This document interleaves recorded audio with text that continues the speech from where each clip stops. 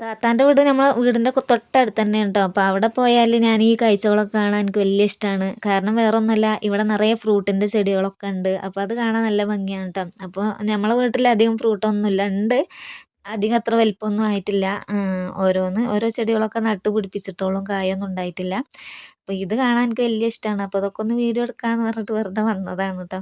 നമ്മളെ വീട്ടിൽ ഫ്രൂട്ടിൻ്റെ ചെടികൾ, അവക്കാഡോൻ്റെ വിത്തൊക്കെ നട്ട് പിടിപ്പിച്ചിട്ടുണ്ട് കേട്ടോ. അത്യാവശ്യം വലുപ്പമായി വരുന്നുള്ളൂ, കായൊന്നും പിടിച്ച് വന്നിട്ടില്ല. ഉണ്ടായിരുന്നു വലിയ മരങ്ങളൊക്കെ, പിന്നെ വയലേരിയ ആയതുകൊണ്ട് വെള്ളത്തിൻ്റെ കേടുകൊണ്ട് അങ്ങനെ വലിയ മരങ്ങളൊക്കെ ആയി അങ്ങനെ കൊഴിഞ്ഞ് പോകും കേട്ടോ.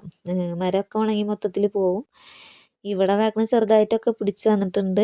ചിലപ്പോൾ അതൊക്കെ വീണ് പോകാനുള്ള സാധ്യതയുണ്ട് കേട്ടോ.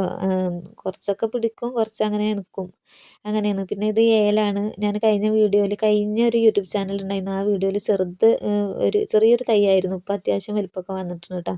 പിന്നെ ഇവിടെ റോസ് പൂക്കളും ഒക്കെ ഉണ്ട്.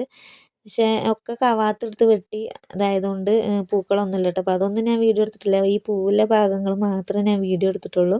അടിപൊളി റോസാപ്പൂക്കളൊക്കെ ഉണ്ട് കേട്ടോ ഇവിടുത്തെ. നല്ല നല്ല വെറൈറ്റി കളറൊക്കെ ആയിട്ട് നല്ല അടിപൊളിയായിട്ടുണ്ട്.